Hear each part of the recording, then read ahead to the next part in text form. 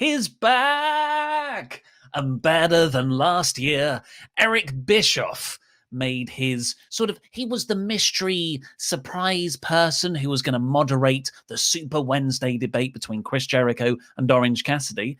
Yeah, it sort of leaked out last week on Reddit that whoever's doing those leaks now, that's two things they've got exactly right. So when they post their next spoiler, it's most likely going to be true. So we all kind of knew it was going to be Eric Bischoff leading up to this, but AEW kept it a surprise until he actually came out. Yeah, Eric Bischoff on a TNT wrestling show in 2020.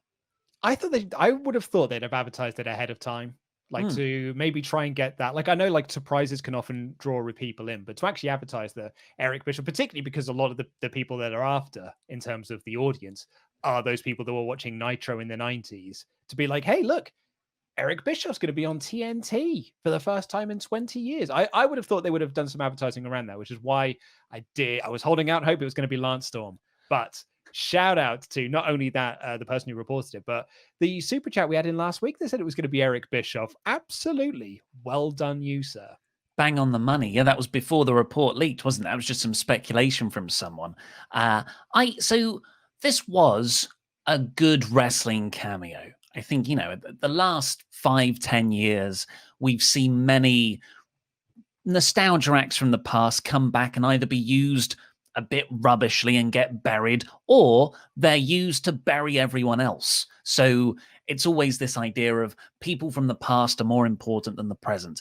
What I thought AEW did tremendously well, and actually looking back at AEW, its history as a promotion, have done very well throughout, is using characters from the past, DDP, Arn Anderson, Tully Blanchard. They're using these huge name wrestling icons to supplement the present, not to overtake it, and they don't get overexposed. It was a perfect use of Eric Bischoff here, to the extent it was so good that I actually want a bit more of him.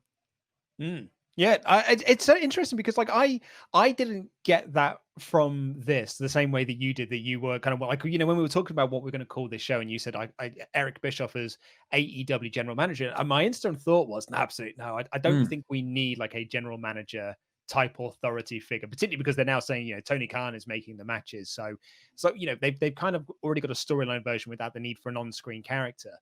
But I will give the devil his due, because I'm not the biggest Eric Bischoff fan. I thought he was very, very funny in this segment. I thought the interplay with him and Jericho was really funny. There's that moment later when Jericho is like, I've known you for 22 years and I've never liked you. And Bishop just goes, it's 24 years. Yeah, and I know exactly how you feel. He was, so I guess the larger debate is, does AEW need a general manager? No, they don't. They're making some cracking TV. I thought this was one of the best episodes they've ever done. I feel like I say that every week at the moment. The old, hey, if I want to get someone into wrestling who's dipped out for a while, I'll show them this episode. Here's another episode that I would show them just from a starting point. But with Bischoff, I was all set up to not like him because, he's very combative. He's a troll, essentially. He's a people from past who are stuck in that, hey, all heat is good heat. It's like any publicity is good publicity. Controversy creates cash. He's kind of one of the leading proponents of that mindset in the wrestling business historically. So it's like, Eric Bischoff, Jim Cornette, people who just say controversial things, regardless of the facts, get a rise out of people. So I was like, I'll see how he is. I always like seeing the Bish on TV, but because he's such a good performer, I think he's still got that gravitas and presence. But when he was there, he actually gave so much to people. I thought, man, if someone booked Bischoff as a character correctly, that could be a force to be reckoned with, even now in 2020. Well, I was going it's easy to forget how good Eazy-E was as a character during the Nitro days. He legit was. Him and McMahon weren't just fighting over the ratings for their company. They were fighting over the ratings for each other. They were both characters on TV that were drawing ratings. And Eazy-E would draw legit heat from the crowd because he's such a smarmy prick. At least, he certainly was like in the late 90s, because he's just got that face about him that's just this young, cocky, arrogant dick. And I think now in the sort of like Twitter landscape and the sort of like modern day of wrestling, where he's got his podcast, which is essentially I like Brian Alvarez : the podcast. I think he could be quite a good combative character, kind of in the way that people said like, oh, wouldn't it be hilarious if Jim Cornette was in AEW? It's like, no, I think it'd actually be quite troublesome. But Bischoff could like fill in that sort of that role that people want Jim Cornette to fill in AEW. Yeah, I mean, I don't. Cornette's such a divisive character as well, but as just if you take all of their personal baggage out of it, putting both of them on TV as characters, as performers, Jim Cornette is fantastic as an on-screen personality. His promo skills are almost unparalleled, even to this day. And to put him, and like obviously his wrestling brain as a sort of creative force behind the scenes too, I think.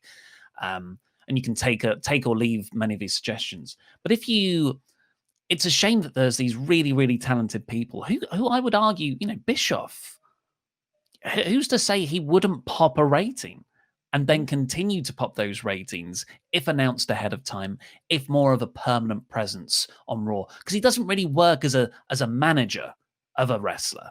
He's never been that kind of guy, really.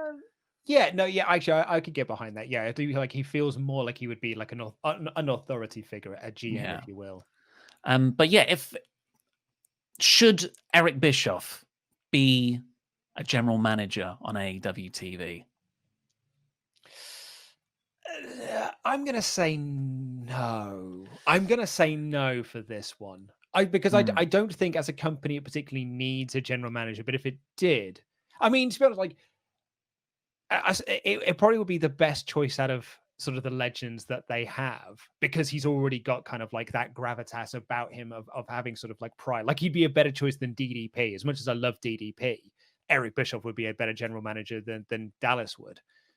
So maybe I'm talking myself into it. My initial gut reaction is no, but like the more I think about it, more like, well, if you're going to use a guy like that, maybe that is the best choice? ? Well, yeah, it's difficult, isn't it?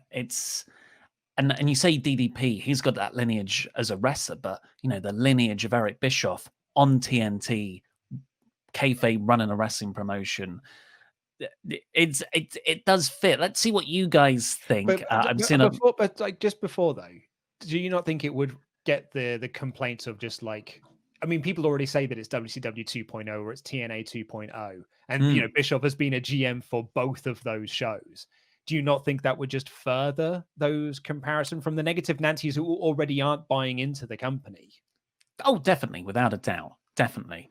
I guess the question I'm more interested in is what will actually be more effective. So if you sort of take out the Twitter buzz and storm or any sort of inflated, over loud whining, it's like, would Eric Bischoff in 2020 on a wrestling show as a general manager bring in lapsed fans, i.e. create a net gain of viewers overall to a significant portion? I think if done rightly, it could. But the key there is right. It's. Should we see what everyone says? Yeah, I saw in the live chat there was a lot of no. Yeah. No. I can't see. I think F no. Yeah, I was going to say there's a lot of people who are saying no. In fact, pretty much, everyone is saying no.